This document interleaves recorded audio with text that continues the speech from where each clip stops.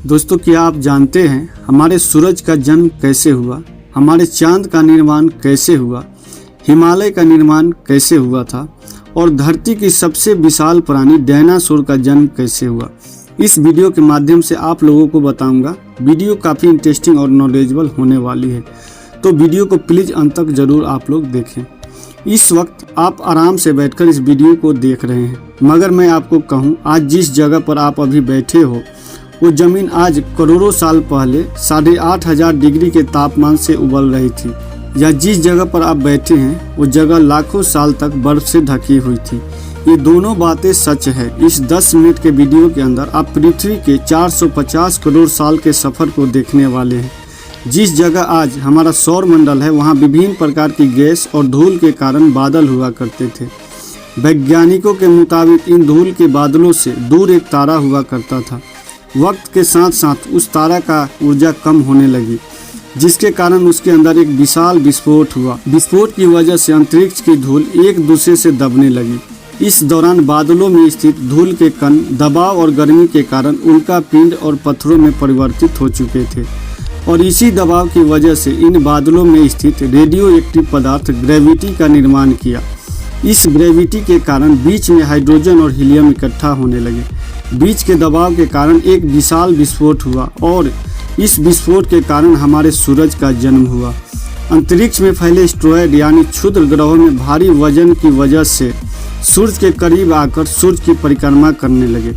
धीरे धीरे इन्हीं एस्टेरॉयड में टकराव हुआ, जिसके फलस्वरूप मरकरी, वीनस, अर्थ और मार्स जैसे ग्रहों का निर्माण हुआ था। वैज्ञानिकों के मुताबिक उस वक्त पृथ्वी और मार्स से यानी मंगल ग्रह के बीच दिया नामक ग्रह सूर्य की परिक्रमा किया करता था। पृथ्वी पर ग्रेविटी होने की वजह से सूर्य की परिक्रमा करने वाले एस्टेरॉयड अब पृथ्वी की परिक्रमा करने लगे, और धीरे धीरे करोड़ों सालों तक ये पृथ्वी पर गिरते रहे। और ऐसी घटना हमारे पड़ोसी ग्रह थिया पर हो रही थी, जिसके कारण थिया पृथ्वी के और करीब आने लगा और आकर पृथ्वी से टकराया। इस भयंकर टकराव की वजह से पृथ्वी के हिस्से कणों के रूप में अंतरिक्ष में फैल गए, और एक रिंग की तारा पृथ्वी की परिक्रमा करने लगे। इन्हीं का परिक्रमा करते हुए कणों में टकराव होने लगा, जिसके कारण हमारे चांद का निर्माण हुआ। उस वक्त पृथ्वी पर सिर्फ एक ही समुद्र हुआ करता था, और वो था 1900 डिग्री सेल्सियस के तापमान पर उबलते हुए लावे, वो सारी चीजें जिसे आप अलग अलग नाम से जानते हैं। वक्त के साथ साथ पृथ्वी धीरे धीरे ठंडी हो रही थी, जिसके कारण पृथ्वी के भारी तत्व जैसे धातु और रेडियो एक्टिव पदार्थ पृथ्वी के केंद्र में जाकर इकट्ठा हो गए, और हल्के पदार्थ पृथ्वी की सतह पर आ गए। लाखों सालों तक पृथ्वी पर उल्का पिंडों की बरसात हुई, और इन गिरते हुए उल्का पिंडों में जमा था नमक, मिनरल्स और पानी। करोड़ों सालों तक उल्का पिंडों की बरसात होती रही, और धीरे धीरे पृथ्वी की ऊपरी सतह पानी से ढकने लगी। वैज्ञानिकों के मुताबिक यही वो वक्त था जब दूर गहरे पानी के अंदर निकलते ज्वालामुखियों से पहली बार सूक्ष्म जीवों का निर्माण हुआ। लाखों सालों बाद एक वक्त ऐसा आया जब पृथ्वी के ऊपरी सतह पानी से ढक चुकी थी, और हमारी पृथ्वी के सबसे अंदर की कोर रेडियो एक्टिव पदार्थ से बने होने की वजह से हरदम गर्म होता रहता है। लेकिन जब भी पृथ्वी की ऊपरी जमीन ठंडी हो जाती है, तब पृथ्वी अंदर की गर्मी को बाहर नहीं निकाल पाती, जिसके कारण ज्वालामुखियों का निर्माण होता है। उस वक्त कुछ ऐसा ही हुआ। पानी से ढकी हुई पृथ्वी जब हजारों की तादाद में ज्वालामुखी निकलने लगे, और आने वाले लाखों सालों तक इन ज्वालामुखियों का निर्माण जारी रहा, जिससे पानी के ऊपर जमीन का निर्माण हो रहा था। इस वक्त भी पृथ्वी का वातावरण न होने की वजह से अंतरिक्ष से उल्का पिंडों की बरसात हो रही थी। आज से लगभग 300 करोड़ साल पहले पृथ्वी पर ऐसा वक्त आया जब पृथ्वी का वातावरण लगभग स्थिर होने लगा था, ज्वालामुखी निकलना धीरे हो गया था, और पृथ्वी का एक दिन 12 घंटे का हुआ करता था। साल बीतते गए, और धीरे धीरे सूक्ष्म जीव विकसित होते गए और समूह में रहने लगे।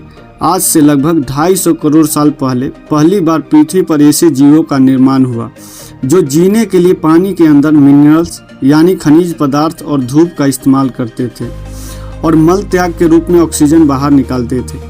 इस वक्त तक पृथ्वी पर ज़्यादातर ज्वालामुखी निकलने बंद हो चुके थे, और इन माइक्रोबैक्टीरिया की वजह से वातावरण में ऑक्सीजन की मात्रा बढ़ रही थी।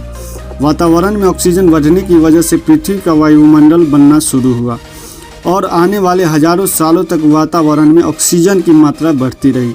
जिसकी वजह से पृथ्वी के ज़्यादातर हिस्से में ये सूक्ष्म जीव फैल गए। हजारों सालों के बाद एक वक्त ऐसा आया जब पृथ्वी में ज़्यादा ऑक्सीजन बढ़ने के कारण ये सूक्ष्म जीव मरने शुरू हो गए।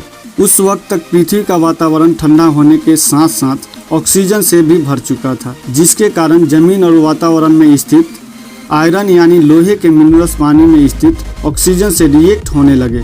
और एक वक्त ऐसा आया जब पृथ्वी की जमीन है आज के मांस के जैसे लाल हो चुकी थी। वक्त बीतने के साथ साथ धरती की टेक्टोनिक प्लेट में दरार होने लगी, जिसके कारण पृथ्वी के अंदर का लावा जमीन की तरह कई लाखों सालों तक उबलता रहा। और यही वो कारण था जिसके कारण पृथ्वी के वातावरण में कार्बन डाइऑक्साइड की मात्रा बहुत बढ़ गई और पृथ्वी पर एसिड की वर्षा शुरू हो गई। एसिड रेन की वजह से पृथ्वी का तापमान घटने लगा और तापमान इतना घटा कि पृथ्वी के ऊपर स्थित पानी बर्फ में परिवर्तित होने लगा। पृथ्वी पर पहली बार भयंकर आइस आया। इस वक्त पूरी पृथ्वी सफ़ेद बर्फ से ढक चुकी थी। आमतौर पर जब धरती पर सूरज की किरणें गिरती है तब जमीन उन किरणों को सोख लेती है, मगर पूरी पृथ्वी बर्फ से ढक चुकी थी और बर्फ सफ़ेद और चमकीली होती है, जिसके कारण सूरज की किरणें धरती पर आने के बाद वापस चली जाती थी। इसी कारण से पृथ्वी कई लाख सालों तक बर्फ से ढकी रही, लेकिन फिर से पृथ्वी के अंदर स्थित गर्मी ज्वालामुखी के रूप में निकलना शुरू हो गई और ज्वालामुखियों से निकलने वाली गर्मी ने बर्फ को पिघलाना शुरू कर दिया।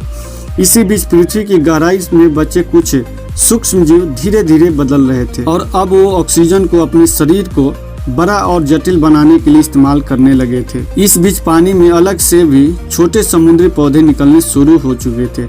वहाँ जैसे जैसे ज्वालामुखी निकल रहे थे वैसे वैसे वातावरण में कार्बन डाइऑक्साइड की वजह से गर्म हो रहा था।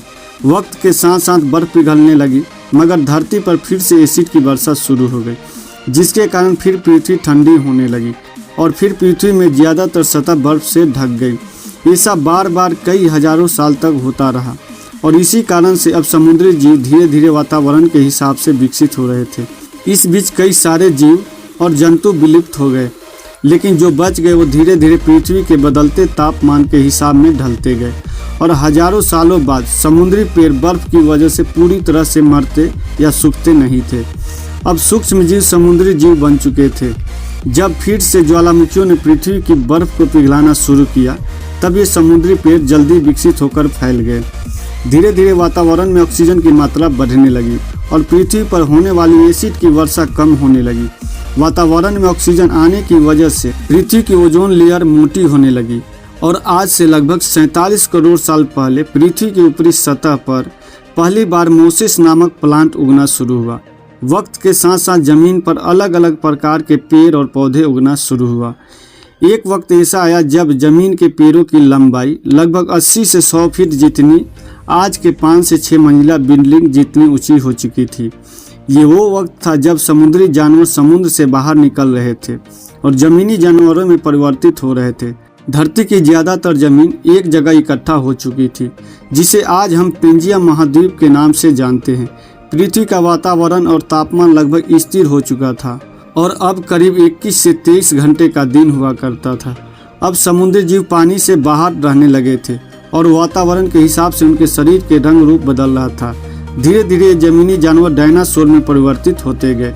जिन डायनासोर ने पेड़ पौधे खाने शुरू कर दिए उनका शरीर लंबा और विशाल रूप से विकसित होने लगा। कुछ डायनासोर शिकार किया करते थे, इसके कारण वे छोटे और तेज होते चले गए।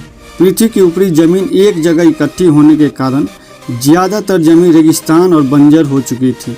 ज़्यादातर जंगल समुद्र के करीब हुआ करते थे जिसमें डायनासोर रहा करते थे और आज से लगभग 20 करोड़ साल पहले पेंजिया महाद्वीप टूटना शुरू हो गया था। पेंजिया के विभाजित होने की वजह से पृथ्वी की ज़्यादातर ऊपरी जमीन पानी के संपर्क में आने लगी, जिसके फलस्वरूप पृथ्वी पर हरियाली बढ़ती गई, जिस वजह से डायनासोर और ज़्यादा विशाल होते गए। डायनासोर ने आने वाली लगभग 20 से 30 करोड़ सालों तक पृथ्वी पर राज किया। उस वक्त डायनासोर समुद्र से लेकर जमीन और आसमान तक पूरी पृथ्वी पर राज किया करते थे। उस दौरान अफ्रीका से टूटा भारत सीधा तिब्बत से टकराया और इस चक्रवात की वजह से ये हिमालय का निर्माण हुआ था। आज से लगभग 6.5 करोड़ साल पहले पृथ्वी की तरह आज के माउंट एवरेस्ट से भी बड़ा लगभग 4.5 लाख करोड़ किलो जितना उल्का पिंड लगभग 80,000 किलोमीटर प्रति घंटे के स्पीड से पृथ्वी की तरफ आ रहा था। पृथ्वी की सतह को छूते ही उसमें भयंकर आग लगी और जलते हुए सीधा पृथ्वी से टकराया। इस टकराव से निकलने वाली ऊर्जा आज के 10 करोड़ परमाणु बम एक साथ फटने के बराबर थी। जहां ये उल्का पिंड गिरा वहां के जानवर और पेड़ तुरंत भाप बनकर जल गए। गिरते ही पृथ्वी पर पूरी तरह धूल फैलने लगी। समुद्र में भयंकर बाढ़ आने लगी। भूकंप और आग ने पृथ्वी को जलाना शुरू कर दिया। कुछ ही घंटों में पूरी पृथ्वी के वातावरण में हानिकारक गैस और धूल की वजह से पृथ्वी नर्क हो चुकी थी। डायनासोर घुटन, आग और भूखमरी से पूरी तरह विलुप्त हो गए। इस वक्त हमारे पूर्वज जमीन के अंदर रहा करते थे, जिसके कारण वो इस विशाल प्रलय से बच गए। पृथ्वी का वातावरण पूरी तरह से काला और अंधेरा हो चुका था, जिससे धूप भी जमीन तक नहीं पहुंच पा रही थी। पृथ्वी के पेड़ और ज्यादातर जानवर विलुप्त हो गए। वातावरण में धूल और हानिकारक गैस के कारण पृथ्वी पर फिर से एसिड की वर्षा शुरू हो गई और फिर पृथ्वी ठंडा होकर बर्फ से ढक गई। लेकिन इस बार पृथ्वी की बर्फ लाखों सालों तक नहीं जमी रही और 80 से 90 हजार साल बाद ये बर्फ पिघलनी शुरू हो गई। जैसे धरती का वातावरण फिर से पहले जैसा होने लगा, वैसे ही ये छोटे जीव जमीन से बाहर आना शुरू हो गए। उस वक्त पृथ्वी की बर्फ पिघलना ही शुरू हुई थी, जिसके कारण अफ्रीका में घने जंगल हुआ करते थे और इसी बीच ये जमीनी जीव बंदरों में परिवर्तित हुए। लेकिन जैसे जैसे पृथ्वी गर्म होने लगी, वैसे वैसे अफ्रीका के जंगल सूखने लगे। जंगल की चीजें खाने वाले बंदरों को खाने की कमी होने लगी। खाने की तलाश में इन बंदरों ने अपने पैरों पर चलना शुरू कर दिया, जिससे उन्हें दूसरे जानवरों का शिकार करने में मदद मिलती थी। धीरे धीरे बंदर बानर के रूप में परिवर्तित हुए। खाने की तलाश में बानर पृथ्वी के दूसरे हिस्सों में फैलने लगे और धीरे धीरे उनके शरीर का रंग रूप वहाँ के मौसम के हिसाब से बदलता गया। वक्त के साथ साथ हम आदिवासी बने। हमने हथियारों से लेकर आग का आविष्कार किया। हम धीरे धीरे इंसान के रूप में विकसित हुए। हमने धर्म से लेकर परिवार, भाषा और संस्कृति का निर्माण किया और वक्त के साथ साथ हम विकसित होते चले गए और आज हम इस पृथ्वी के सबसे विकसित प्रजाति बन चुके हैं।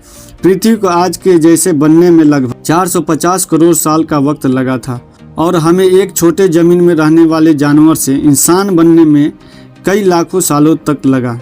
लेकिन हमने इन 100 सालों में जितना पृथ्वी को गंदा और तबाह किया है, उतना आज तक किसी भी प्रजाति ने नहीं किया होगा। अब फिर से धरती को गर्म कर रहे हैं और कार्बन डाइऑक्साइड की मात्रा बढ़ा रहे हैं। वैज्ञानिकों का मानना है कि पृथ्वी पर फिर विशाल परिवर्तन होने वाला है। भविष्य में पृथ्वी कैसी हो जानेंगे अगली वीडियो में। तब तक के लिए नमस्कार।